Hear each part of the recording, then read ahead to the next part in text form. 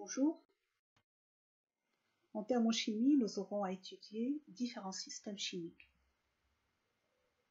Et nous avons affaire à des fonctions d'état dont on ne peut calculer que des variations entre un état initial et un état final. D'où le besoin de fixer conventionnellement un état de référence. Dans ce sens, nous abordons aujourd'hui la notion de l'état standard. L'état standard d'un corps est l'état du corps pur sous une pression P égale à 1 bar. Par exemple, l'H2O liquide se trouve à l'état standard si elle est pure et se trouve sous une pression de 1 bar.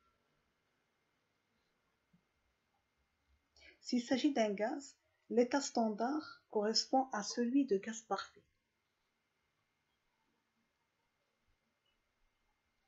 Un autre exemple où H2O peut se trouver à une autre température avec les mêmes conditions, gaz parfait, pression égale à 1 bar, puisqu'il s'agit d'un gaz. L'état standard peut être réel ou hypothétique. L'état standard d'un système est l'état où tous les constituants sont à l'état standard. L'état standard n'est pas défini à une température particulière. Il conviendra donc de préciser dans chaque cas cette température. L'état standard de référence d'un élément chimique, c'est l'état standard du corps pur, simple, le plus stable, dans son état physique le plus stable à la température T, et qui se trouve sous la pression P égale à 1 bar. Nous donnons des exemples de corps simples. La molécule diatomique de l'hydrogène, le dihydrogène, c'est la molécule la plus stable que l'on peut former à partir de l'hydrogène. Et à 25 degrés C, l'état physique le plus stable pour cette molécule, c'est l'état gazeux. Et donc, H2 gaz constitue l'état standard de référence pour l'élément H à 25 degrés C.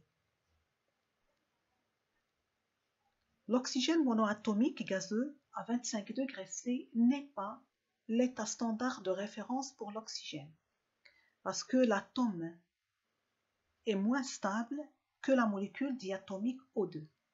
Donc c'est O2 qui constitue l'état standard de référence pour l'oxygène.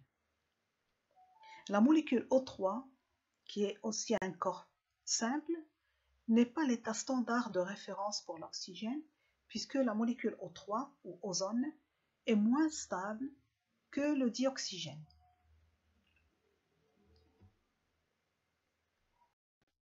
En résumé, l'état standard pour un corps pur, s'il s'agit d'un gaz, c'est l'état de gaz parfait, sous une pression P égale à 1 bar, avec une température quelconque. S'il s'agit de phase condensée, c'est-à-dire phase liquide ou phase solide, l'état standard est l'état de corps pur sous la pression P égale à 1 bar à une température quelconque. L'état standard de référence pour un élément chimique, c'est l'état de corps pur à l'état simple, l'état le plus stable, état physique le plus stable à la température T et P égale à 1 bar.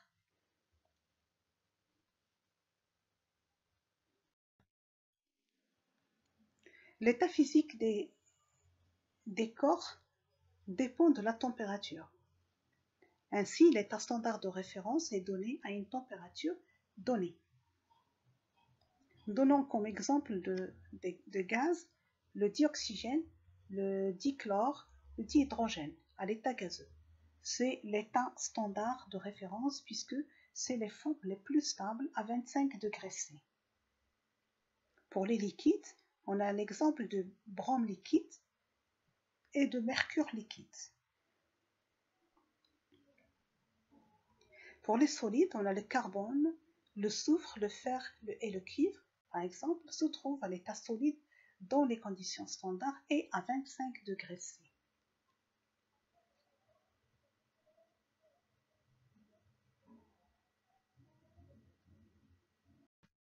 Les solides présentent le plus souvent des variétés allotropiques, c'est-à-dire des structures différentes à l'état solide.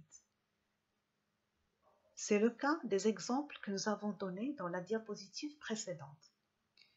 Dans le cas du carbone, il y a deux variétés allotropiques, la variété diamant et la variété graphite. C'est la variété graphite qui est la plus stable, AP égale à 1 bar et T égale à 25 degrés C. Donc c'est l'état standard de référence pour le carbone.